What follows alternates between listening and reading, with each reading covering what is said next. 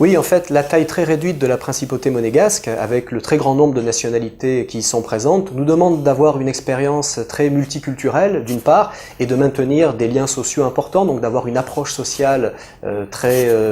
bien faite, en fait, qui nous permettra de maintenir une approche boutique à laquelle nos clients sont très attachés. Oui, d'une part, la taille très réduite de la principauté monégasque et le très grand nombre de nationalités qui en font partie nous oblige à avoir une approche très multiculturelle, d'une part, et puis d'autre part, nous devons avoir des social skills, d'avoir un comportement social excellent qui nous permettra de maintenir ce que demande notre clientèle, à savoir une approche boutique du private banking.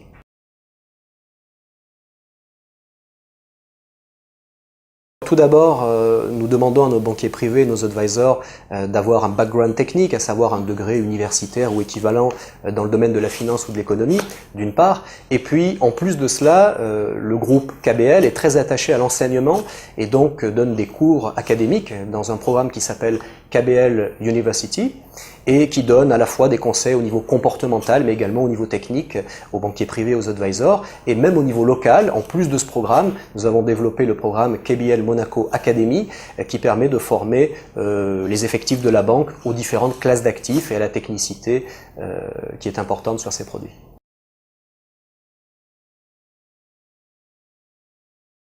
Et tout d'abord, la Principauté de Monaco a sa propre certification professionnelle depuis 2014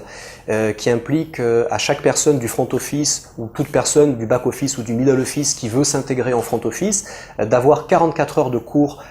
techniques sur les différents marchés financiers, les différents produits financiers, sanctionnés par un examen ensuite. Et en plus de cela, il est très important pour nous de maintenir et de pouvoir prouver que l'on maintient le niveau technique de nos advisors. Nous pensons que les banques, dans le futur, seront obligées de prouver qu'elles ont bien donné les bonnes formations à leurs banquiers privés et à leurs advisors.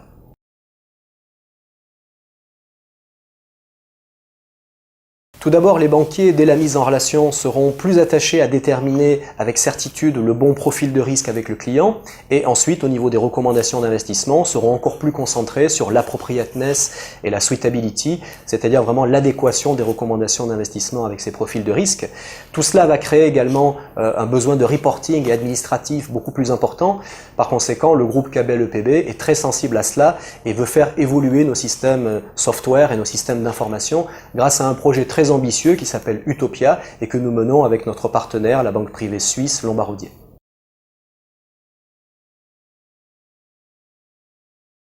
Oui, ça a des conséquences très positives puisqu'en fait le digital nous permet déjà de pouvoir utiliser des algorithmes pour déterminer les profils de risque du client. Et puis également, au niveau du suivi des risques et du suivi de la gestion de portefeuille, c'est un élément qui est très important, qui permet de mieux maîtriser les couples rendement-risque des recommandations que nous faisons. En même temps, c'est ce qui nous permet d'aller plus facilement vers le client, de pouvoir lui donner des recommandations d'investissement par digital, donc plus facilement, mais il ne faut surtout pas que cela remplace la traditionnelle relation humaine, puisque nos clients sont très attachés à l'approche boutique, ils veulent avoir en face d'eux un trusted advisor, et non pas un robot advisor.